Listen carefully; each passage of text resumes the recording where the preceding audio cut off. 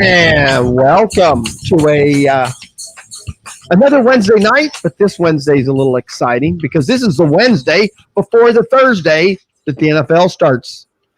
This is a Fantasy Fan Sportscast on the Sportscrew radio network, and I am joined with the football weather expert for fantasy, Mr. Chris Allen. How are you doing this evening, sir? Yeah, doing well. Excited. Ready for the season to start. So, yeah. I'm ready for all the news I'm ready for all the debates to be done. I mean, I'm ready for all the is LaShawn McCoy better than Damian Williams? Is Devin Singletary going to be the man? Is Curtis Samuel better than DJ Moore? I'm ready for all the talk to be done. I'm just ready to watch it on the field. Well, I'm ready to watch it, but I think everything shifts to just some other questions, I mean, that'll be fun. I mean, it just shifts. But yes, I am also excited to get the season up and running. And like I said, we got a lot to talk about. And I think we'll go over some news and notes and a few things. And then I just thought real quick we'd go down the I have an expert with me, so I thought we'd just hit up every game, and I'll get a quick note from you. What's the fantasy relevance of each game? So maybe time. That's kind of what we'll do tonight. So we'll go that route. But again, thanks to everybody out there on the Sportscrew radio network that's been joining us. Again, we're getting new listeners. Actually, it's funny, the percentages are moving up in the U.S. Our U.S. listeners are going up, and we're moving Paris down, and some of our, but we still love our national or international listeners. So, absolutely, yeah, thanks for being here. Where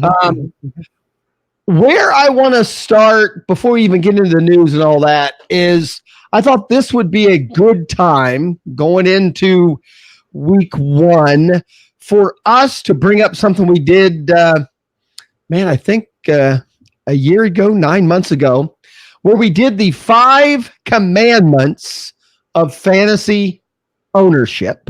I remember that conversation, yeah. And then we did the 5 uncommandments. And obviously, to me, I thought tonight was a time to go over those real quick. One, we got new listeners. 2, a lot of them you're going to start taking it. A lot of these things are things you're going to start doing this week. So if you haven't already. So me and Chris, weeks and weeks of debate came up with the 5 commandments, the 5 most important. And I think back in the day, we even preferenced, if I get it right, this by saying they had to be something that could be learned, something you could, get better at, something, that you can take, pride in being good at. Sure. But the 5 commandments and what we felt were the 5 most important things that you can do if you're a fantasy owner. The 5th one, or the least important of the 5. We think all 5 are important because there's a lot of things in fantasy you can do. But the skill of trading and negotiation, was number 5. I'm already getting trade offers. I'm already, having people, ask me if I'm interested, that type stuff. So it starts already, in some cases right after your draft. Actually, I think in our last draft there was someone in the chat room going, "Hey, let's do some trades." And I think that was you. I'm pretty sure you, in our draft we did the other day, typed. I know you did. Don't look at me. I know you did. I know you typed. What did I say? I'm just remembering about round 10 or something. You to put in the chat room, "Hey, let's get some trades going here, guys." Or something. Yeah, sure. The draft wasn't even over, and you were already throwing out the trade word. But why not? That stuff, and I believe if you enjoy trading and you're good at the art of the trade or the art of the deal, you should start now. And you might not start with offers. You just might start putting little things in people's heads. That's what I do. You know, you don't necessarily have to make an offer. You don't have to ask for an offer, but you know, right now is the time to start looking at the teams or marking. What I do is I mark guys on everybody's team that I go, you know, if I get an opportunity, this is somebody I'm looking at, or, you know, it's something, you know, like I've got Damian Williams on a lot of teams. So obviously the guys who have Sean McCoy, I'm putting a little mark on, you know. Okay. You know, obviously I'll, you know, one of the guys today, I said, hey, you know, and he drafted McCoy when he was a Bill. So I had to text him and just say, hey, you know, I'm just letting you know before you drop McCoy, let me know, you know, just something simple like that. I mean, he texts me back, he goes, why would I drop him? I don't know. But to me, that's just the kind of thing I'll tell somebody, you know, Gotcha. You know, hey, before you drop McCoy, let me know, or give me a heads up. Maybe we'll work a deal. Yeah. You know, anyway, to me, it puts in their head that, well, maybe should I drop him? You know, why, you know, what is this guy saying that I don't know? You know, plant the seed. Well, yes, but don't you think those things are important? I think if you're a good trader, if you're a good wheeler dealer, you know, plant the seed. But number 5, trading and negotiations. And trust me, my league is very active, my home league. So we start early. Now, the problem I have with it, I think four of the other 11 owners have texted me, hey, make me an offer. I'm looking, I need running back help. Make me an offer. Unfortunately, you know, I always try to make my team better, but I usually put fair trade deals out there. So they all feel it's safer for me to make them an offer than to make me one. You know, they're afraid they're going to screw up and give too much away, you know, or whatever. So they always want me to start. Okay. I texted a few back and said, I'm changing this year. I'm not going to start. You guys send me out something, then I'll think about it. Same thing. I just said it. You know, I mean, just to, you know, make them think about it. Okay. All right. Number 4, and this could have started with your draft, and that's risk management. You know, managing the risk of your team, you know, from players you draft to players you sit to players you start to the trades you make. You know, manage the risk. I'm a big believer, though, in some cases you have to make a few risky moves, but if you've managed it well, you can afford, you know, to take a gamble here and there. I always feel, you know. I agree. Yeah. So that's number 4. Number 3 is the one we just did, and that's drafting, but that's over. So one of the, for most people, so one of the 5 you're done with. Number 5, drafting is over. So that one, you know, hopefully you did your homework. Yeah. Number 2, roster management. You know, now's the time where, you know, you kind of, you know, it's the same thing. You know, keep an eye on the waiver wires. Keep an eye on other teams. You know, I always look at my league activity every morning. You know, what who got dropped, who got picked up. I see what you mean. Yeah, okay. You know, I do that every morning because I'd be amazed how often crazy people get dropped. And if you don't look at your league activity maybe for 3 days, you might miss out, you know, an opportunity to pick up somebody that you didn't even knew got dropped. So I look at team activity. To me, that's part of roster management. You know, knowing what's going on with your roster and in everyone else is in your league if you can. Sure. And then number 1 is identifying value. Yes.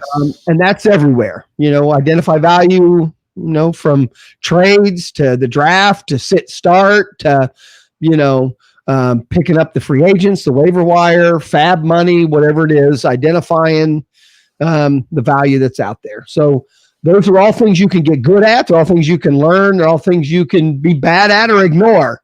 Right. But, the 5 commandments of a good fantasy owner: number 1, identify value. Number 2, roster management. Number 3, drafting skill. Number 4, risk management. Number 5, trading and negotiation. So, you know, all those things you'll start. Yeah. Now, the opposite end of that is the 5 uncommandments. Yes. The 5 things that are probably the least important. But at the same time, we kind of do the same thing. But these are things people hear a lot. These are the things people think are important, but probably in most cases we put too much time in. Okay. The bottom of that list was sit, start, / tinkering. We felt that too many people really they just spend too much time worrying about these two things instead of just play your best players. Right. We're not saying that if it's not a close decision that you don't have to do a little studying or decide opponent or whatever and make the decision that way. But we both agree probably 90% of the time you spend all week thinking about who do I sit, who do I start, looking at your bench players and all that. And the odds are you're just starting your best players. Yeah. You don't need to tinker a whole lot. You don't need to do a whole lot of stuff. But don't waste a lot of your time worrying about that thing. Number 4, part of this had to do with draft, but we thought too much time gets spent on prospects and rookies. That we and still it's happening this year. There's a handful of rookies that everybody's all worried about, but usually at the end of the year, there's only a handful that mattered and the rest didn't. So to spend a whole lot of time dealing with it, and me and you've talked multiple times. I'm the opposite in most cases. If it's two close people, I want the veteran, not the rookie. Right. I know there's people out there that like the rookies, but not me. Give me a rookie at a good value, but I don't need a rookie over a veteran if I think they're an equal opportunity. So a lot of people. Your bias, though. Yes. Number 3, weather and field condition. Again, people spend a lot of time, and this is part of your deal, and we went back and forth on this a little bit. But, in most cases, people will worry all day and make roster decisions on some type of a weather thing that just either doesn't happen at all or didn't affect the game much, or even the opposite, affected it the opposite of what we thought, in some cases. But, it doesn't mean you don't have to be concerned, but at the same time, these are things we feel you don't need to spend a lot of time on. Right. If anything, back to what I've said all the time on most of these, if it's a tiebreaker, fine. Sit the guy who's playing in a downpour, play the guy who's in a dome if it's, a tie. But at the same time, you're back to McCoy. Was it last year or the year before where Buffalo got like 2 foot of snow? And yeah, the quarterbacks didn't do much, but I think he ran for like 180 yards and like 3 touchdowns or something like that. And, something along those lines. And Frank Gore did the same thing in that game. Yeah, they just kept because the ball. I truly think it was like a foot of snow. It was. Yeah. Mm-hmm. And a lot of people set all their players during that game. So again, if you had the running backs, the opposite happened than what people thought. Number two, which to me, this is something you needed to worry about before the draft, but now to spend a lot of time worrying about scoring in the format is useless. You already have your team. You just need to know the scoring. It's kind of too late to spend a lot of time. Know your scoring, adjust, set your lineup accordingly, draft accordingly, but you can't worry much about it once the league is gone. And then the last one, which is probably the most important we felt, and we're already getting into it this week, is chasing the weekly headlines / coach talk. Right. People do that all through the season. One coach says one little thing and they're dropping players or they're picking up players or whatever. And then by the time Sunday comes, it's not even, it doesn't even happen. So, right. Those are just 5 things that we felt too many people worry about or spend way too much time on. It's not they're not important. We just felt they were the 5 things you could control a little bit and you don't have to worry about as much. And that's 1, chasing weekly headlines / coach talk. 2, worrying about scoring in the format. 3, weather, field condition. 4, prospects and rookies. 5, your sit-start questions or situations and or tinkering with your lineups. In most cases, most of that stuff is not going to help you a whole lot. So right. I thought we'd go back over that. Like I said, I know we did that like 9 months ago, but some of that actually becomes part of your skill now. with the season starting. So I think you said you're drafting just before we went on the air. Are you done drafting? Do you have any more? I know some people draft all the way through, even the weekend. So you are done. Was that your final draft? Yeah, that was it. Just waiting for the games now. Just it. Okay. And like I said, me and you drafted, was it Sunday? What day did we draft? We drafted Monday, Sunday? I thought it was. Was it? No, it was Sunday. It was Sunday? Okay. I think I had to do it on draft on Monday. Right. We did it on Sunday. The Sportscrew League. You did snipe me more than once. Mm-hmm. And I was a little upset. I was on the air, and again, it definitely, if anybody wants to know, a don't when you're drafting, I had to tell you this every year, is don't do a show while you're drafting. I would never want to do that. But I did. It was fun. I talked to myself for 2 hours and 15 minutes. And you know what? I'm amazed. Like almost 30 people have watched it or listened to it already. I think like 20 on YouTube, and there's only 12 people in the league. Count me. That means there's 11. Yeah. So if you weren't in that league, why would you want to watch or listen to me talk for an hour? I was kind of amazed that we already doing something right. Yeah. So I thought that was funny when I happened to do something on YouTube, and I went, "Oh, gee, there's like 20 some that's listened, and then there was a few that have already downloaded." I'm like, "Gee," but we had a good time. I screwed up. I again, because you weren't listening on the air with me, but I drafted Melvin Gordon in this league. Yep. In the 4th round. Now, if you were listening live to the show, you would know that I verbally, which I think in poker, verbal is a commitment. I verbally committed to Godwin. Oh. I said Godwin. I announced Godwin. I thought, and I even talked about him after the pick. And my son, who's also in this league, was drafting in the other room on the couch. And I hear him mumble. I had to take my headphones and say, I go, "What?"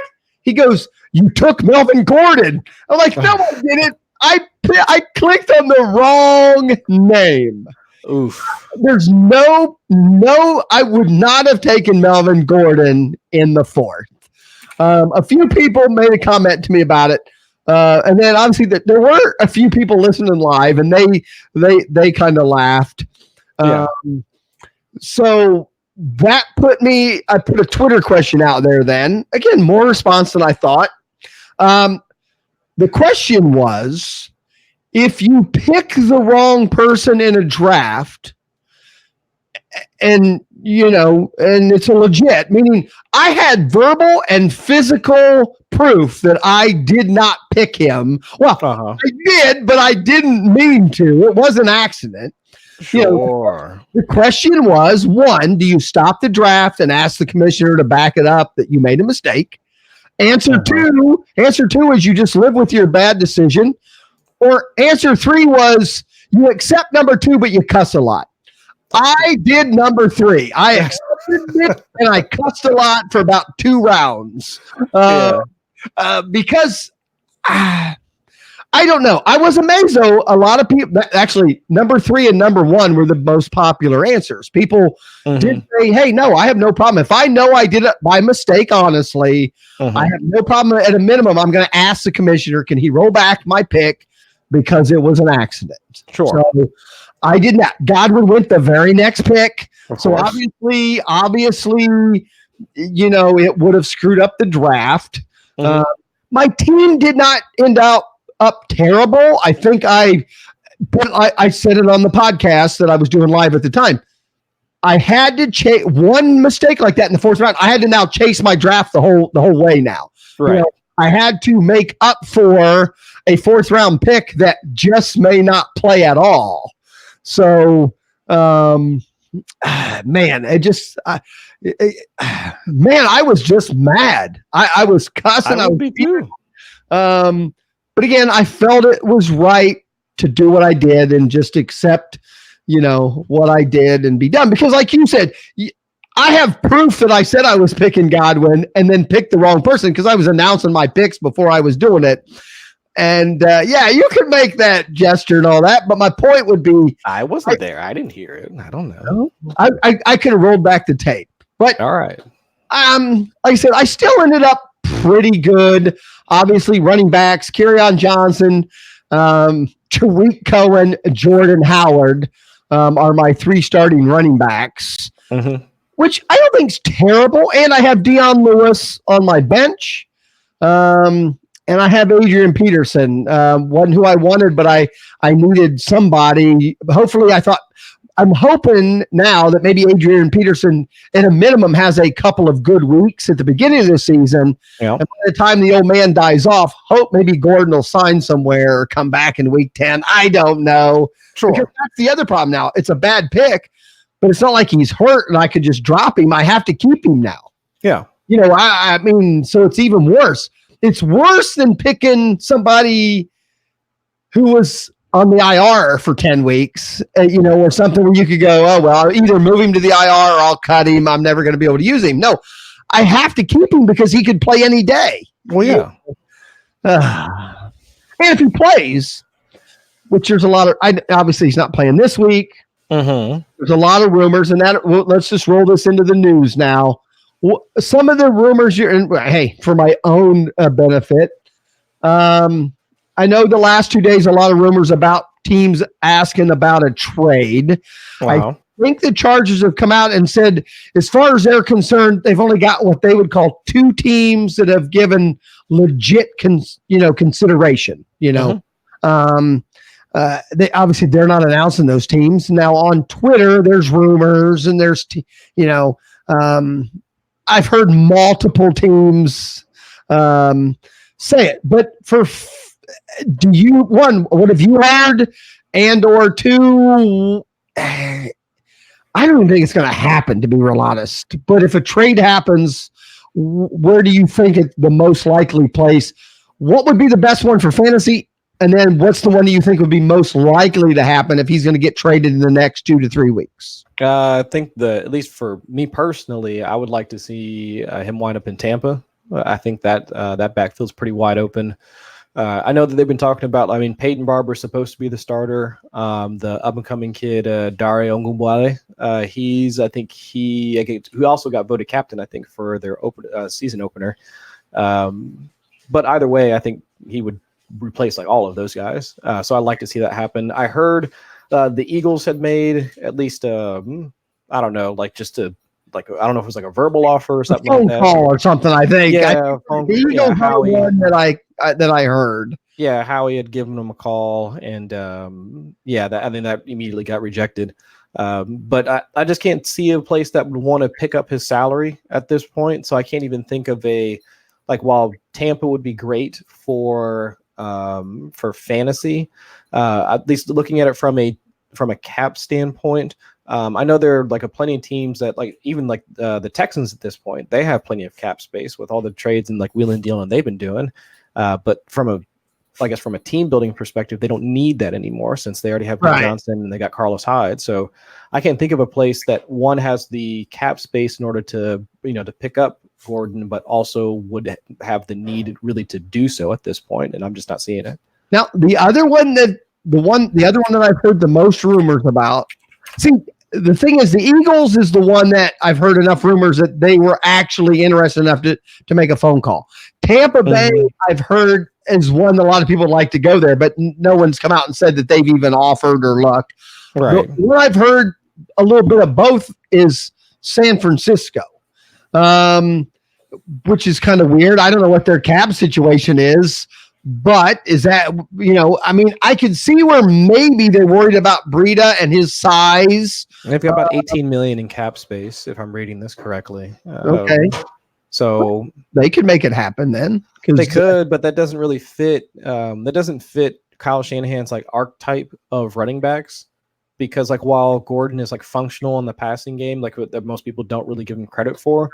He's more of he wants those shifty, almost 205-ish pound type running backs.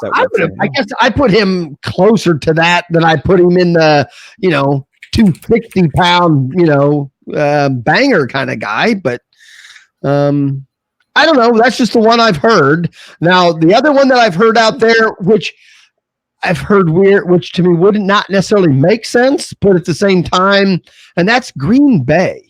What's Green Bay's cap space?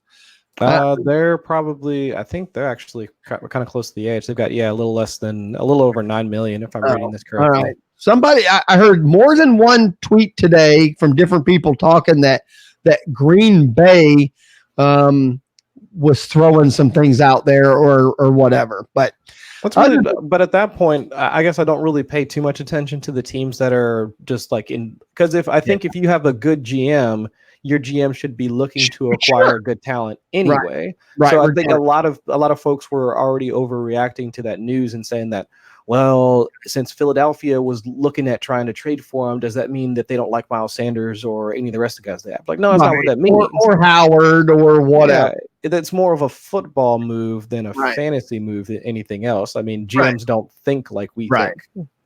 Right. Well, as a fantasy person, obviously you hope they go somewhere where there is no other running backs. And right. That's why the Tampa Bay thing is the easiest one for us to point to. I think Tampa Bay offensively, if you put a good running back there, offensively is a contender at that point. Tampa Bay, if they had a running back, they have wide receivers. If Winston has the year everyone's hoping, his fifth year could be, he would be an above average quarterback. If you have a running back there, that would make the difference. So it's just it. And not for me.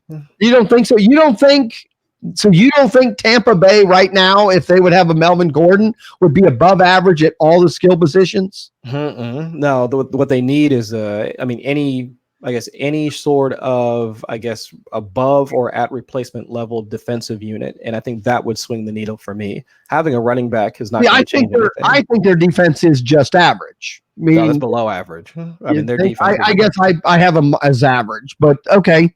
I just think with them being average, that if their offense could score average 28, 31 points a game, they would win, games and be competitive and, and be there. So Double A's in the chat room. He says he doesn't think Gordon's going to sign or play all year, that it's just. I don't think so either, to be quite honest with you. I think he's going to wind up. You don't think he's going to play? He's not going to come back week 10. Isn't the week 10? It's not. It's his Bell. I thought he has to kind of. Now they might not let him play, but he has to show up. He's not. I don't think he's going to wind up playing. Like he'll wind up. I think he'll show up. He'll report. But I think at that point, I don't think Coach Lynn is going to wind up actually playing him at that point. He'll just do what he has to do in order for his contract to toll over for the next year. Right. But even then, if I'm not mistaken, even next year they can put the. What's the thing? Can't they next year still put him as a what is it where they hold their, now he'd get paid more.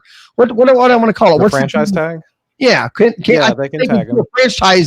Franchise tagging next year. Now he would at least get paid average to the top 5 running backs or something, which obviously the next news we'll get into is Zeke Elliott dollars. Right. Zeke Elliott, I thought it was the average of top 5 running backs is what you would get paid. So if he would get franchised next year, he'll get paid. He would be a larger hit against the cap. Well, he'd probably be about the same, if not a larger hit against the cap than what he's sitting at right now, if I'm thinking about it right. Right. All right. What do you think about the Zeke money? It's a bunch, but he wasn't the highest paid player to sign today. No. Because I guess technically Goff did sign. Yeah, Goff got 140 with 110 guarantee. Zeke signed 90 and gets a 50 guarantee.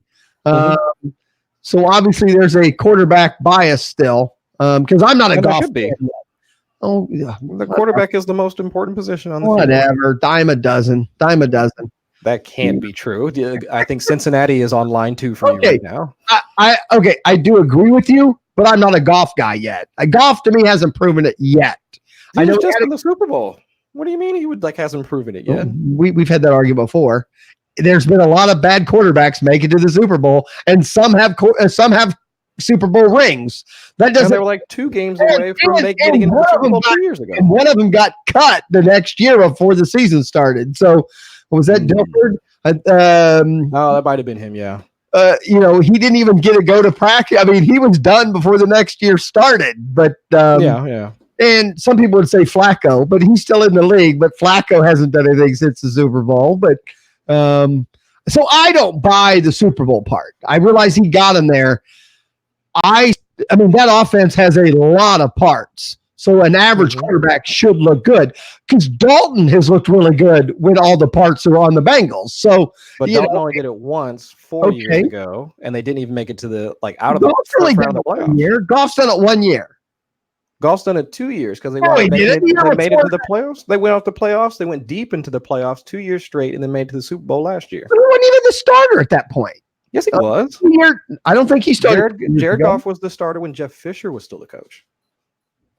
Did they move? Oh, so he did. I thought he moved over when the new coach came, or when I thought he moved over when Fisher. Jared Goff and Nick Foles were under Jeff Fisher. That would still been just 2 years ago, though. That would have been 3 years ago.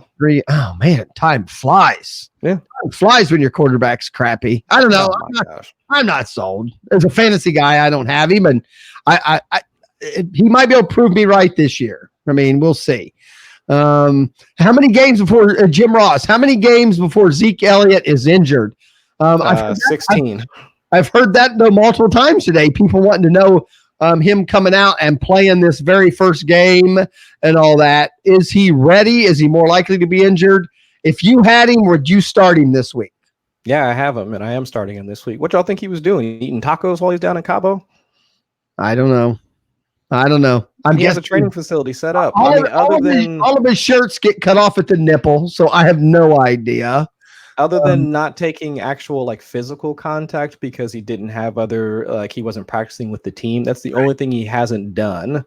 Since June, it was June 13th or whatever was the last time he practiced with the team. So it's been 2 months since he's actually taken a hit. I don't own him and I don't own Pollard. Would you play Pollard at all this week? Or do you think they're going to be 50-50? I've heard 50-50 is probably what's going to happen. But I've heard it, but at the same time. It hard for me to play both. But I agree. If I had Zeke, I don't have him anywhere. I stayed away. To be honest, I don't think I even was in a draft where I was high enough to even have an option. Right. Jim Ross says everyone eats tacos in Cabo. I probably would too. I'd be fat off tacos at this point. Right. So I think I agree. I mean, I'm just, me. I have to make you sweat a little bit. I think I'm starting him. No, I'm not. Yeah. For the roller coaster that Zeke owners have been through over the last couple of months to get to this point, and then now you don't want to start him after you paid a first-round draft pick in order to start him, but then you don't want to start him. I mean, even if you had Tony Pollard, you can always hedge with Tony Pollard because you got him in at worst 7th or 8th, maybe. Yeah, hopefully you got him in the 7th or 8th. You didn't freak out and reach for him in the 5th or the 6th. But if you got him in the 7th or the 8th, you likely have a replacement that you can start over Tony Pollard too. So there's really no risk for you to just wait and see what happens. After this week, are you a cut Pollard guy or you keep Pollard as a handcuff? No, I'd still keep him. Yeah, I think even still, even if they want to put Zeke back at his normal workload, I still think that Pollard has the third down. No, but you're not going to put him in the lineup. If you got Zeke 5 or 6, you might have another running back that you got in the middle of round 2. Blah blah blah. I don't think there's anybody that's going to play Pollard and Zeke unless it's some goofy. No, you're talking about if you had him on your team, if you had both. Right. Okay. I don't talk about if you just drafted Pollard. No, if you had them both, you're not going to start both. But I even think if I have Pollard, and even if I got him in round 7, I should have 2 other running backs, maybe 3 that I can start, and not Pollard. Pretty much, yeah. And that goes back to my original question. Do you think Zeke will get hurt early on? I've heard people talk about that. And if you don't think he's going to get hurt, to me, there's no reason to keep Pollard on any roster. I mean, show me the study that exists other than some narrative-based thing. Show me the study that exists. All I need. That's all I need is narrative. That's it. I mean, that's all that's fueled by at this point, because I'm yet to see a study that says if he doesn't get hit for like all the time throughout preseason and the off season, he's not going to do well. I mean, I don't know. I'm just saying I don't have him either. I guess which makes it easy to make a comment. I don't own him. What I would do is keep him. If I owned him and not Zeke, I'm keeping him this week and then drop. Meaning if Zeke, I might try to trade him to the Zeke owner. I mean, it would just depend on what's out there. But if I'm a Zeke owner, I'm not giving much because I'm assuming the guy asked him he's going to drop him eventually, and then if I really want the handcuff, I'll get him then. Sure. But or at a minimum, I'm trading somebody I would have dropped to have picked him up, that kind of a deal. But I don't know. That's one of those fantasy arguments. There, even the experts argue about handcuffs and do you need them or don't need them? Is it a wasted spot? I had to make that decision today and cut one of my handcuffs to pick up my kicker and my punter or kicker and my defense to get ready for this week. But, it's one of those things you have to decide. So Goff, Elliott, Gordon, those are the three big things money-wise. Yeah. The last quick news thing that got a little crazy yesterday again on Twitter and some of the stuff with him opening his mouth. Do you think we'll see Gronk sometime after week 4? I think after week 4, I think at some point this season. There's I don't know if I had to put a percentage chance at it. Let's say 10%. You think it's 10%? We would seem so. Yeah, I'd say around like. You're saying you don't think it's likely then. To me, if saying 10% means it's not likely, in your opinion. Yeah, I don't think it's less likely. I mean, it could happen, but I'm not planning for it. Okay. I've seen people that are people are actually still drafting him, like in their actual redraft leagues. Yeah, I have him on a bench spot. No. I do. I just do. Why? And I'm willing to keep him till after week 2 or 3. Well, now you're playing with one less bench slot than everybody else. I'm a good enough player. I'm good enough to give up one spot. I don't know why you would willingly tie like your left hand behind your back in order to play fantasy football. Because I know how tight ends are, and as soon as he announces he's playing, I'll trade him and get a running back or wide receiver. That's who are you going to trade when he comes back in week 12? If he's not back by week 3 or 4, I'll cut him. I'm good with that. I'm saying from his interview. Did you watch the interview yesterday? The interview yesterday, he is saying he is as healthy as he's been in about 5 or 6 years. He feels good. He misses football. He thinks he could play today, but he thinks it would take 4 weeks to get him in Gronk shape. So he is saying if he would decide, and he didn't come right out and say it, but hinted that he has talked to Tom, and Tom has said, talked back. And I don't think been at the facility. I don't think, but I really don't believe tight end is a spot they've filled or are happy with yet. The wide receiver area is a little goofy right at the moment. If they go 0-2, I just think they're going to talk to him. I'm just saying. And they have a pretty cake schedule. I'm just thinking they take him back tomorrow if he says that he wants to come back. And why wouldn't they? Well, I mean, that's my point. So why wouldn't I want him on my roster to hold a spot? Because at this point, that's not than my handcuff. I'd rather have Gronk than my handcuff.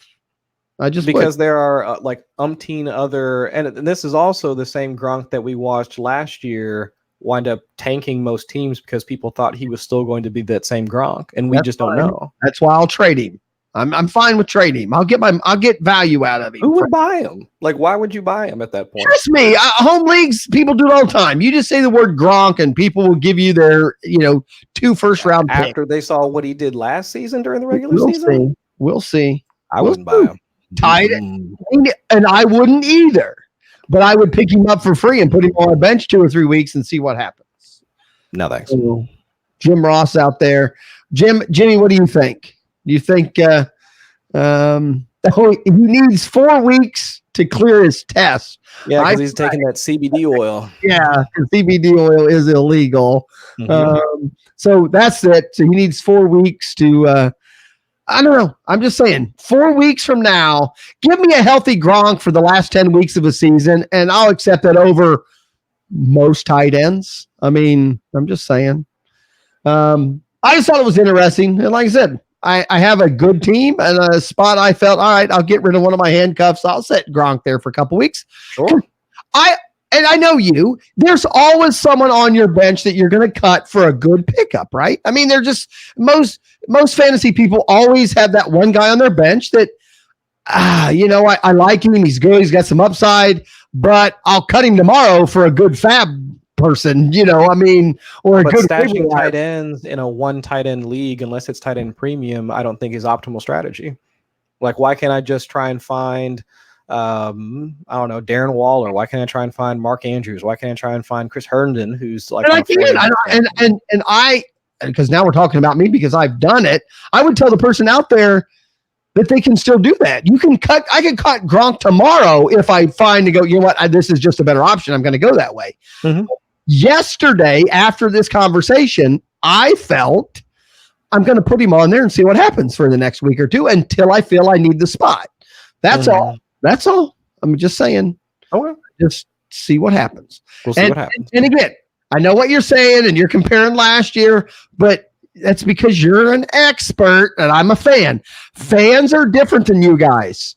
Gronk, the name Gronk, when there's only 3 tight ends that do anything any season, the name Gronk means something in fantasy. And if you get a guy that thinks he's got a chance to win, get into the playoffs or something like that, and he's running with Ebron, who's not doing shit, he'll trade you something for Gronk. I feel I wouldn't do it for a no-name person. I wouldn't do it. Gronk's a Hall of Fame player. We can say whatever we want. This isn't just a normal tight end. It's not. It's Gronk. He looked pretty normal to me last year.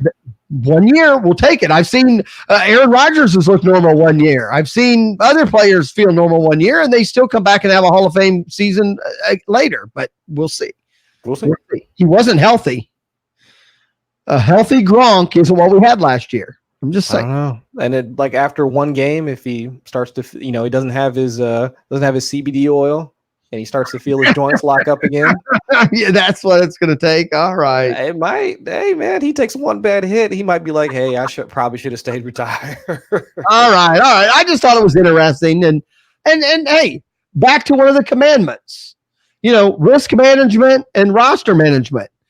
I feel I'm not risking anything, and I'm managing my roster fine. I'm good. I had a few spots that I have. Mm-hmm. I always draft guys that I think I can, do things with, and sure.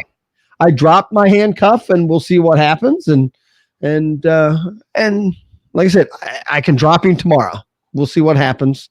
And I'm not the only one. I wasn't the only one that picked Gronk up and or have drafted him in the last couple of days. No, I know. That's what I was saying earlier at the start of this part of the show is that people are actually still drafting him for their redraft leagues. People, just normal fans of fantasy, that's what I am. And you experts think we're all idiots, but I know that's who I'm playing against. So that's the point.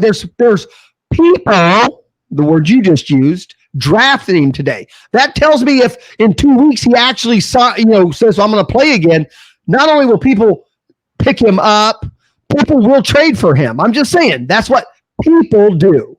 I think people will be making offers, and I want to see what these trade offers that get accepted actually look like. I mean, I'm telling you right now, if Gronk signed tomorrow, I'm trying to think. I mean, I'm not saying I need a lot, but I would take. I'm trying to think. Maybe and again, you might even make fun of those. I would take a Deion Lewis. I would take a Golden Tate. I would take a Sammy Watkins. Those are the kind of players that some people go, well, that's my third or fourth running back or wide receiver. I can trade that for Gronk because I got Ebron. Well, that's my point. I'm willing. I can't get a Golden Tate. I can't get a Deion Lewis off of the waivers right now. I can get a Gronk. Gronk right now might be the only guy on waivers that the minute he signs would get me somebody's fourth or, wide receiver or their fourth running back that might be my third or something. I'm just saying the name Gronk would get me that. And there's nobody else out there that could do that right now. Yes, I can pick somebody off waivers wait and see how they play for a week or two, and then go, man, I'm glad I got this guy. He's now in my lineup, or after 2 or 3 weeks, I could trade him. But Gronk comes out next week, and that's the other thing I heard. I heard something about, because of the way the contracts are, he technically couldn't even sign this week. He would need to wait till after week 1, and then there's a cap hit difference. I could be wrong on if that's not what I heard, but meaning if Tuesday he comes out and goes, man, after watching week 1, I'm in. I'm coming back. I can trade Gronk immediately, I bet, for some of the names I just mentioned. Well, now you've moved the goalpost, because we talked about a month, at least a month down the line. So you're getting maybe 7 games out of it. Now you're talking about you're getting 9 or 10 games out of them. So that's a completely different thing. No, I can tell you exactly what I said. Gronk said he would be ready to play in 4 weeks. So my point would be, if he tells the Patriots Tuesday he's coming back and he's going to play week 4 or 5, I can trade him now. I don't have to wait till week 4 or 5. So I can get a couple of weeks out of a Dion Lewis that I won't get out. That's my point. Where if I pick up somebody, some random waiver guy, who's the wide receiver from Baltimore right now that everybody loves? Either Miles Boykin, Boykin. Hollywood Brown. I pick up Boykin right now. He can have a great game on Sunday. Let's say he has 120 and 2 touchdowns. Mm-hmm. I still can't trade him and get Sammy Watkins. He'd have to do that 2 or 3 weeks for me to be able to get Dion Lewis or Watkins for, because people still wouldn't buy in. I can get that for Gronk the day he says I'm back and I'll start playing in week 4. I can get a Dion Lewis for him. I can imagine. I mean, I think it's possible. I don't. I am. That's why people love listening and not listening to us, Chris. Because again, I'm the fan. I still think I come at this different than you guys. I know, and that's why we have these conversations. And again, I'm in competitive leagues and I'm in home leagues. The home leagues are crazy. People drop people, and you go, he just dropped somebody he drafted in the 3rd round. It just happens because they don't think, they just go, well, it's his bye week. I can't use him. I had to drop him. No, you didn't. But in home leagues, that happens. The name Gronk, Aaron Rodgers can break his leg tomorrow night, and somebody will give you a decent round pick for him, hoping he comes back and helps him win the playoffs because he's a name. He's a Hall of Famer. Home league people are idiots. But I love them all for listening to a Fantasy Fan Sportscast on the Sportscrew Radio Network. We haven't run out of time, but we're going to go quickly. I'm going to go down the games, Chris. Okay. And now we don't have a lot of time. Just quick fantasy relevant player, offense, defense, whatever you think. So let's just start with tomorrow night. Tomorrow night, we have the Packers and the Bears. What's the fantasy relevant coming out of this? So let's see. On the Packers side, I'm looking to see. I don't care about Devontae Adams. We know what he's going to do. I'm more concerned about what the target share is going to be between Marquez Valdez-Scantling and Geronimo Allison, how they're going to be used, and also the touch share between Aaron Jones and Jamal Williams, how LaFleur is going to wind up deploying those guys. So that's what I care about on the Packers side. On the Chicago side, I want to see how they're going to ease in David Montgomery. I know it's been the discussion has been around. Is it David Montgomery starting? Is Mike Davis going to be the kind of like the veteran presence to kind of walk him into it, and then maybe he takes over later or whatever? How is Tariq Cohen going to fit into all this? And then also, is Mitchell Trubisky ready to take the next step forward in his development as a quarterback? Don't care about Allen Robinson. I think he's going to do fine. Deshaun Jackson. Yeah, no, not Deshaun Jackson. Taylor Gabriel, Anthony Miller. Yeah, I mean, all of those guys, the wide receivers and all that, I'm not all too concerned about. I am concerned about the tight end situation because Trey Burton is looking likely he's not going to play. I want to see tight end is a question mark. Right. It's likely, though, that Jimmy Graham should be ready. So I'm more likely I want to see if Adam Shaheen is up for the job. I know he's also been coming back from injury for almost the last 2 years, it feels like now. Yeah. So I want to see how that winds up turning out. All right. Chiefs Sunday then, 1:00 games. Chiefs, Jaguars.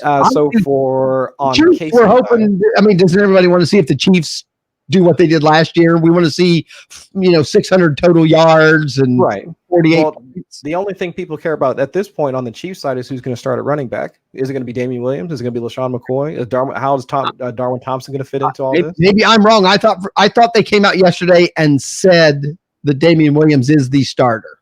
They've said that from the jump throughout the entire offseason. And then actually Andy Reid came out to say today he's going to play LaShawn McCoy is going to play in some sense. He's going to play on. Okay, but I also thought in the message he gave today is McCoy wasn't as prepared for the differences in this offense than what he to be. So Damian Williams, I think, will start. But go ahead. What about the Jaguar side? On the Jaguars side, I think Nick Foles is actually a pretty sneaky start this weekend. I actually have him written up in my streaming quarterbacks article for 4 for 4 because I looked at it for last season in 11 out of their 16 games. So that's like, I forget what percentage that works out to be, but 11 out of their 16 games, the opposing quarterbacks that played against the Kansas City Chiefs wound up going over their average or their average pass attempts per game. So each quarterback they faced, in order to keep up with their efficiency and also the fact that they passed most of the time in the scoring offense, they scored like 31 points a game, if not more. The opposing quarterbacks had to pass much more against them. Actually, Blake Bortles, the guy that used to play for the exact same team that Nick Foles had 60 pass attempts against KC last year. Yeah, that's true. Because I want to see how that winds up shaking out. And obviously, because I own him in a few spots, I don't know. I fell in love with, and I got him a steal in all my later drafts. But Marquise Lee, they say, is healthy now. We'll see. I mean, everybody's looking at D.D. Westbrook. Everybody's talking D.D. Westbrook. I know, but still, I'm sorry. Marquise Lee, 3 or 4 years ago when he came out, we'll see. The next game, Falcons Vikings. A good Dalvin Cook versus a good offense. Yeah, I mean, because Stephon Diggs is already on the injury report, questionable with a hamstring injury. So really just comes down to, like, is Dalvin Cook ready to handle the load? That's really all I care about after that. On the Vikings, Falcons, I mean, everybody should be ready to go. The Falcons are Julio Jones in the end zone. That's right. The Falcons, they're restructuring some contracts for some other players to make some cap room in order to give Julio Jones his next extension. So other than that, I mean, we already know who's locked and loaded there. It's Jones, it's Ridley. I mean, Austin Hooper, if you're feeling, if you don't really have too many other options at tight end.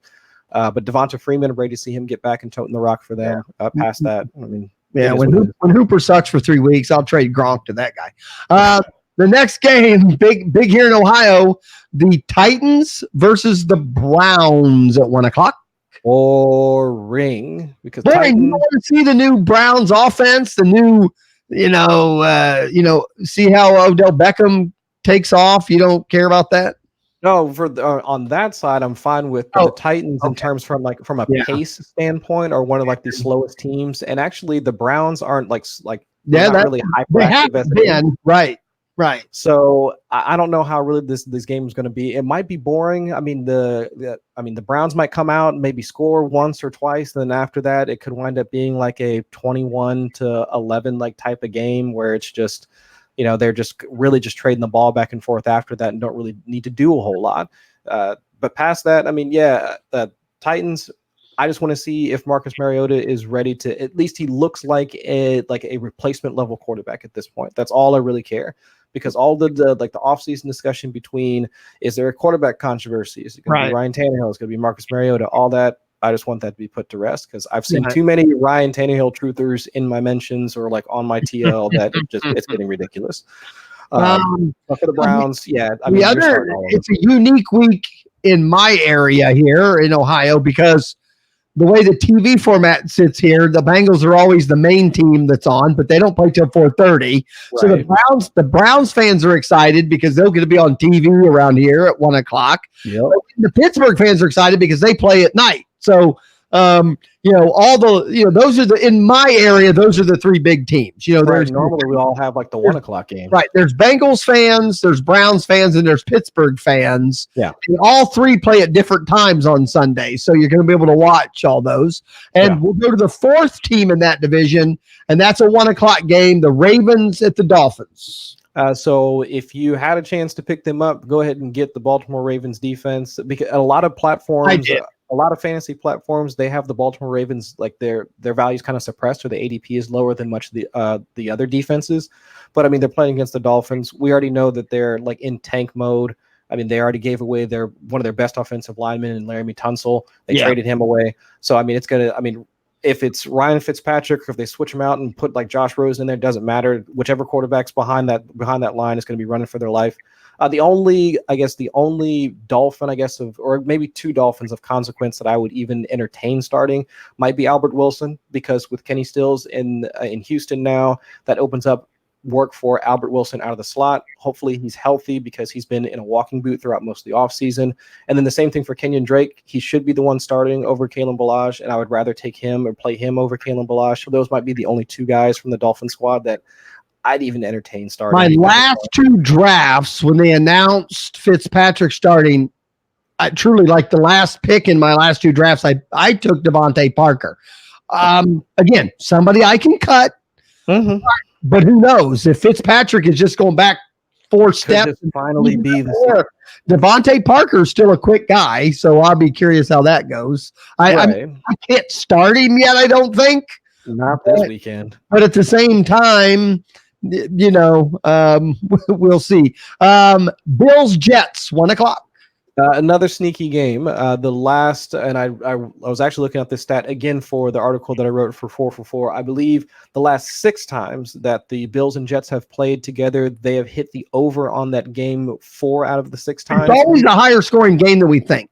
Yeah, because if you just look at those two teams, you'd want to project it for 38 to 40 points, and they wound up going over. And actually, when Josh Allen played against them the second time that they played, that was when he actually wound up, I think he was the QB1 or QB2 on that weekend, where he ran for like 108 yards and a score. He just ran for 108 yards. I think he passed for probably like 200 more on top of that, and he wound up like being the QB1 or QB2 on that week. So either way, I mean, the Jets, their defense, Tremaine Johnson, one of their cornerbacks, he's already banged up with an abdominal injury. So that really opens the game up for somebody like John Brown to go streaking past any of their cornerbacks. So John Brown, I think, is a pretty sneaky play this weekend. But yeah, all that intersects at Josh Allen. We want to. I've got John Brown on a lot of teams. Again, John Brown to me. And I mean, I don't know exact rounds, but I'm going to say in rounds 13 and 14. Late. Yeah. Mm-hmm. To be able to get what is maybe the number one on a team that might be sneaky offense, I thought was worth a gamble. So I've got him on probably. I think I'm in six leagues. I think I have him at least 3. I just kind of grabbed him everywhere. Yeah. We got to go quick now. Also 1:00, we have the Redskins and the Eagles. Start the Eagles defense, and pretty much any of your Eagles. Don't start any Redskins. All right. Here we have a Wesley Martin connection. Yes. He made the team. We'll see if he's going to start or not, and if he doesn't start, see what kind of playing time he gets. Mm-hmm. I guess I shouldn't say that. I have one team with one Eagle, and that's the team I told you I had to chase running backs, and I ended up getting who's there? Miles Sanders? No. Jordan Howard. We'll see. He's like my third running back. I'm probably going to put him in my flex. I don't know. There's a lot of rumors that he's the best blocking quarterback or the best blocking running back. And since they don't have a backup quarterback this year, they might actually use him more than they might have normally because they need that blocking to keep their, quarterback upright. Their offensive line's middle of the road, so I guess I can buy into that logic. The next game, the last 1:00 game, the Rams against the Panthers. Again, this is another offense versus defense game, I think. I think it's two really good offenses now. And the Panthers, I think, got better. Yeah, Panthers really got better. I mean, you've got Curtis Samuel, DJ Moore, Greg Olsen not on the injury report, Cam Newton not on the injury report. Cam is not right. Cam was taken off injury report today. So, I mean, this looks like one of those games, like from a DFS standpoint, most folks might want to shy away from it because they might have some, kind of lingering worries about Cam. You've got, LA has a good defense. Carolina actually has like one of the best front sevens, I think, in the league right now after their additions during the offseason. So that might be like from a DFS standpoint, that might be a sneaky game to try and get some exposure to that, because not a lot of people might be on that. Yeah, I'm looking forward to that one. 4:00 game. We have the Colts, the Chargers. So the thing with the Chargers, a lot of people aren't really talking about like how bad their offensive line might be. It's kind of shaky right now, especially with I believe it's Russell Okung, who I think he's definitely not going to play in week 1. So the expectations for players like Hunter Henry, even Mike Williams, some of those guys that, well, Hunter Henry, he might be asked to block more. Mike Williams, who does more of those like intermediate to deep routes, they might not be able to develop if Phillip Rivers is having to move around in the pocket. So I can see like fire up Austin Eckler, definitely fire up Keenan Allen, because I haven't heard anything negative about him over the last couple of weeks since that knee injury, and he got shut down during the preseason. So yeah, I mean, that's where I'm at for the Chargers. On the flip side, we just need to see what Jacoby Brissett is going to be able to bring to the table. I still say T.Y. Hilton for sure, and if you're in a pinch, maybe Marlon Mack. But past that, I mean, I'd just hold any of the Colts players that you might have drafted. Yeah, unfortunately, the two you just named, most people, if you have Mack and T.Y. Hilton, you have to start them. They're probably, maybe, especially if you've drafted before the news, you probably drafted both of those guys at a spot where you don't have much behind them, but we'll see. Yeah. The Bengals at Seattle. Gotta love that we suck on the West Coast and we got to go there right the very first game of the year, but yeah. I think we're going to suck at home too this year, so it may not matter. The Bengals and the Seahawks. Fire up Chris Carson. I think Chris Carson's going to eat, man.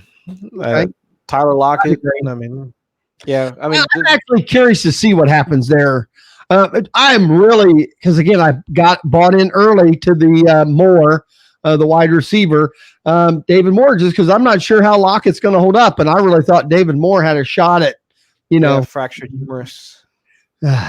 So it's kind of, I think but they're still saying he's only going to be out a couple of weeks, possibly. Pete Carroll said it didn't look good. I don't know what the timetable is for doesn't look good, but it's probably going to be, I think the last time I heard it said it's going to be a while. That's what I heard. They're not putting him on short-term IR. No, right, because they thought he'd be available sooner than 8 weeks, obviously. Yeah, I'm just glad that DK Metcalf can play, and he's going to be able to start. I'd love to see him. I was just reading. I guess he thought he could be back by week 1, but the team was saying at least week 2 or 3. So players always want to play. The 4:00 game, the Giants, the Cowboys. Obviously, Zeke Elliott's the main fantasy talk on the Cowboys side. What about the Giant side? Is it Barkley? Just to see if he's going to be Barkley? Barkley and Evan Ingram. That's about it. Those are the only 2 players that I'm really interested in starting, like off of that team. I mean, other than that, I mean, Sterling Shepard's a good player, but Cooper's now full go, right? Yep. Yeah, taking off the injury report. I don't know. I mean, it's hard for me to believe that thing got healed in 4 weeks, but we'll see. 49ers, Buccaneers. Another game with the potential to shoot out. That could go one of 2 ways, actually, because of the high pace of play for both San Francisco and Tampa. Well, at least historically with Bruce Arians' offenses, they do play at a higher tempo. That game could shoot out. I know that's going to be a popular game for folks to try and stack for DFS purposes. So if you have Tampa Bay players, you have 49ers players, start them. My only concern is where Jimmy Garoppolo is at, like his coming back from his ACL tear, because the preseason, while there's not much to take away from preseason performances, the one thing that I did take away from that is that when Jimmy Garoppolo did actually go and try and plant on that leg that he tore the ACL, that was causing a lot of the issues where he wasn't being able to pass accurately. So if that's still the case, then, I mean, throw all of your projections for San Francisco into the trash, and then it's just bring in Nick Mullins or somebody else. My main sit start question for the week is I have a team where I have Rivers and I have Winston.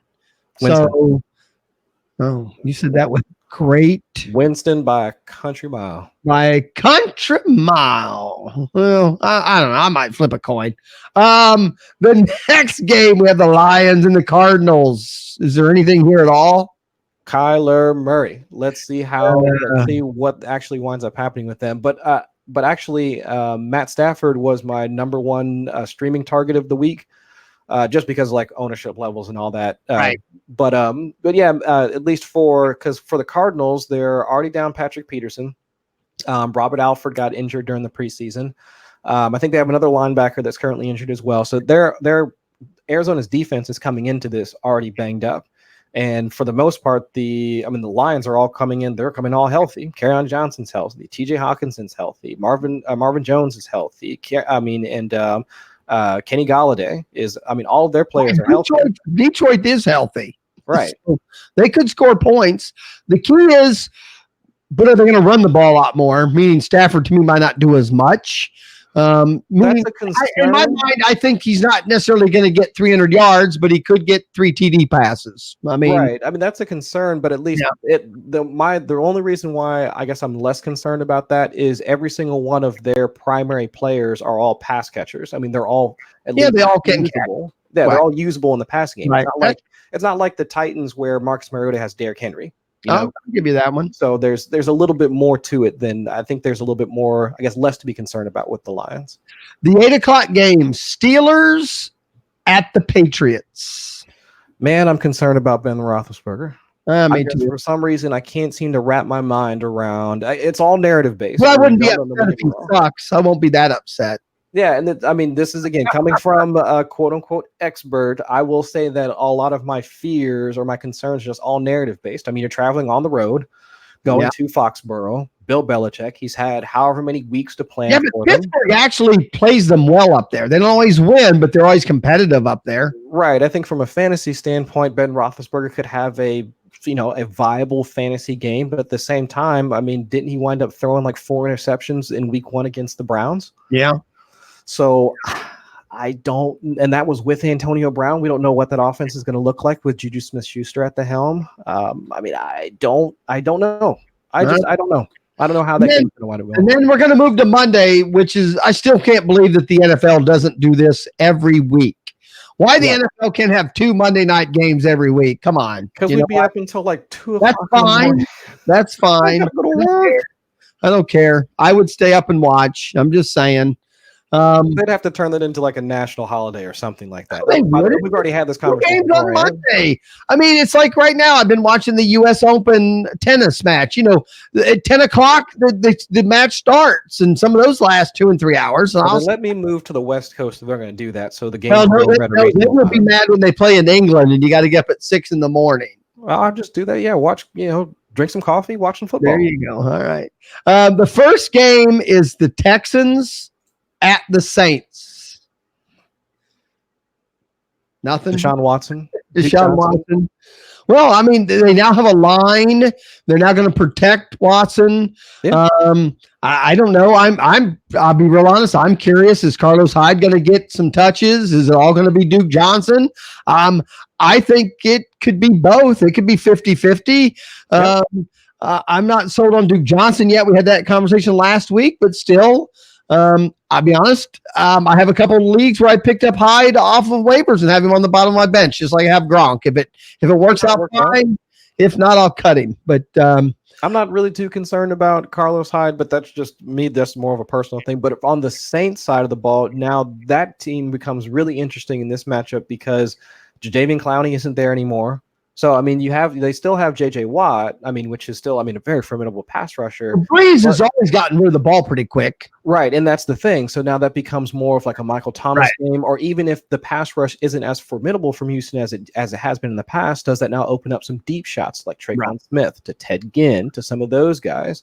So, if that allows for like the full offense to now be used, how much and what's the split going to be between Alvin Kamara and Latavius Murray now? The fact we're going to watch this game right at 7 o'clock, you're going to come home from work, quick dinner, yell at the kids about their homework, and boom, at 7 o'clock we're watching. Ready to roll, man. Yeah. And then we have the game that starts at midnight. All right. Actually, I think 10:30, if I'm not mistaken, 10:20. Man, it's good. Monday night's going to be a late night, man. The Broncos at the Raiders. Snooze fest. Well, I worry about that a little bit because of being late. Finally get to see Antonio Brown's helmet in action. Yeah, you get to see that? He was wearing it last night. or Tuesday. Yeah, last night on all Hard painted up Knock. and everything. Yeah, he had it. They were all making fun of him because it looked. It's a little more fancy looking. It's got wings and stuff. Looks. Oh boy. Yeah. So, I don't know. I guess right. Snooze fest, but they've got a young running back. I'll be kind of curious how that goes. Obviously, I want to see what Brown does. I have no Raiders on any team. None. No, I don't. I think I have. And I don't think I have a Bronco. I don't have a Bronco. I have Jalen Richard on a couple of teams, just in PPR leagues, because I think that since he's going to sit behind Josh Jacobs, he can catch a few balls here and there. If Jacobs gets hurt, man, he could be really valuable.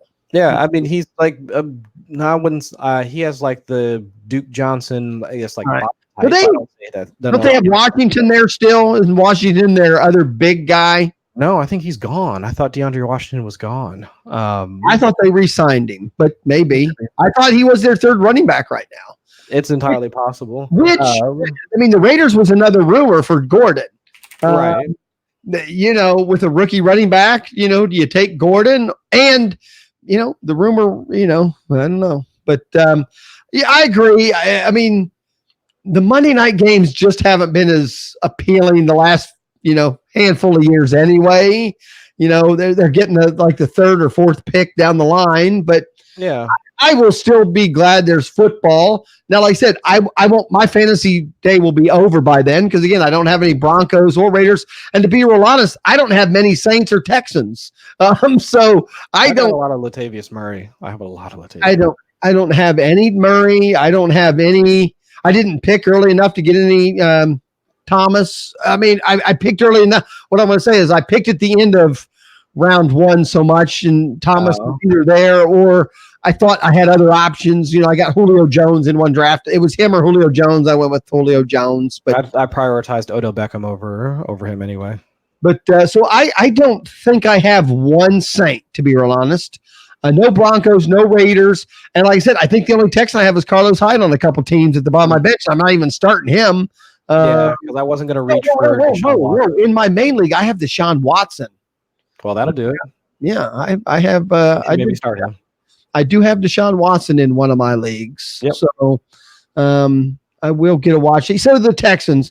And now you say that, I think in one of my other leagues, I have not Julio Jones. I have DeAndre Hopkins. DeAndre Hopkins. Now that we say that. So I do have a little juice in the game on the early go. So you got to watch all the games.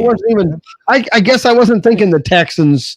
Unfortunately, I just don't even think of DeAndre Hopkins being on that team. Well, he's just one of those guys that's just like, oh yeah, I have that guy. He's really good. I'm just going to start him. All right. That's it. We covered the week pretty quickly, actually. The only other thing for the Broncos, I would say that I can say this truthfully, and this is not hyperbole at all. I have no shares of Emmanuel Sanders, but that's awesome to see that he's actually being able to come back. Oh, I agree. And I don't play. I mean, the process for drafting him would make no sense for me. 31, 32 years old, coming off an Achilles tear, and also playing on a team that's going to feature either Joe Flacco or a rookie. I want to know parts of it. I don't draft those questionable things anyway. That's why I don't have any Zeke. That's why I don't have. I wanted no part of it, but I think it's awesome because I think he's a good receiver, good player, good person, and I can't wait to see him back on the field. The only thing I have is I have one piece of Gordon, and that was a mistake. Yeah. And that's it. Otherwise, I stay away from those things. Yeah, but then also I'm also interested to see how the touch share split between Royce Freeman and Phillip Lindsay. What about the NFL? I guess the other thing is just in general, I'm curious about the the new pass interference penalty. I'm kind of curious to see how that goes. But other than that, I'm just ready to get it going. I enjoyed watching my real football Saturday and got to watch the Buckeyes. Obviously, that was real football. Just wasn't very competitive. I mean, the game was over pretty quickly. Yeah, it was over by the second quarter. Yeah, but I did get to watch it. I still sat and watched it. I didn't. It was real. I watched it too.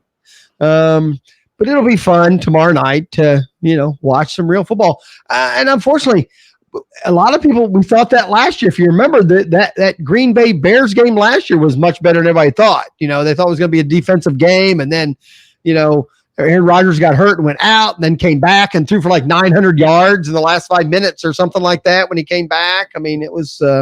Well, that's what we do, right? We look at defensive matchups, and we tend to overrate defensive matchups. And then when Josh Hermsmeyer came out with his the defenses don't matter thing, unless it's at the extremes, like a really good defense against a really bad offense, then you can make that narrative. But I mean, bet on good players. Aaron Rodgers is a good player.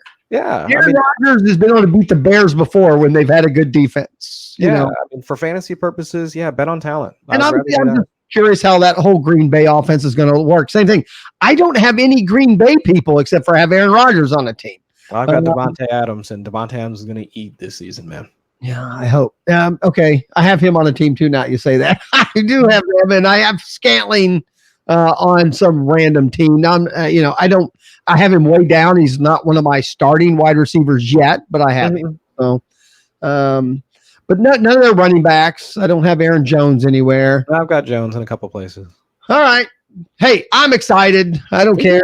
It'll be fun. Listen to all the podcasts tomorrow, all the live stuff.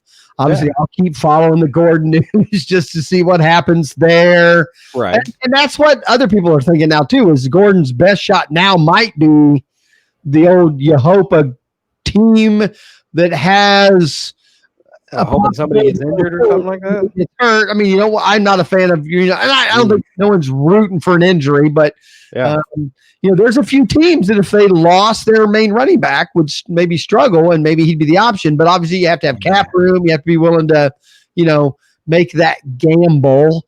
Right. And then what's that deal look like? Because if it's a team with even a high profile running back, they're not going to sign him for a couple of years. That's not what Melvin Gordon's looking for. They'd only need him in order to finish out the season. So, I don't know. I don't know either. That's true. Yeah. Fourth round sucks. All right, Chris. What do you got going on? Where can people find you? I have in-season content already out on 4for4, so that's already started. Friday, I'm supposed to be doing a weather report for Number Fire, but I've already done a pass through most of the games already and don't see anything particular of note for people to worry about. So I don't know if I'm going to do a piece this week. And then for every week after that, you might see something up for me from them. And then also I'll be doing a players to drop article that will start next week on Number Fire as well. So yeah, I think that's. I just shut the schedule down. I guess I heard somebody today talk about if the hurricane kept going up the East Coast, will that affect any of the games on the East Coast? From everything that I've read so far, it says it's not going to affect them as of right now. The storm will either have passed by any of those stadiums or any of the areas of note. So nothing I've seen so far means that's going to be an impact. All right. Well, check him out. We love Chris. You can find him here every Wednesday night at 10 o'clock on the Sportscrew Radio Network, a Fantasy Fan Sportscast. You can find me on Twitter at a Fantasy Fan. I will be on with Lou Landers Sundays from 11:30 to 12:30. We bumped it back. Last year we were supposed to only do a half hour. That always seemed to last about 45 minutes, but we started at noon. And this year we're starting earlier, 11:30, so that we're on air around noon when the final, sits or, IR people or any news hits. And then we'll take, start questions all the way up till 12:30. And then get off around 12:30 so me and Luke can set our lineups. Gotcha. But that'll be here on our YouTube channel and on the Sportscrew Radio Network. So looking forward to do that for the first time this year. It's did start. People are already asking, but I already said earlier, you drafted them. Put in your best players. I don't get. There's not a whole lot to me in the first week that you made the commitment on draft day. The sit start to me is a little easy. Just play the guys you drafted higher at this point and see what happens. And roll with it. Chris, thanks for coming on tonight. Everyone out there in the chat room, thanks for chatting with us and giving me some stuff to read and everything out there. Again, I'll see you next Wednesday. Had a great time. Enjoy your weekend. Enjoy your football. It's back. We're excited. We'll have games to talk about that happened, and then obviously games that are getting ready to happen. We should have a lot of news next Wednesday. Oh, so, yeah. I have to learn to shut up at the beginning and we'll just talk football. Yes. Say goodnight. Night.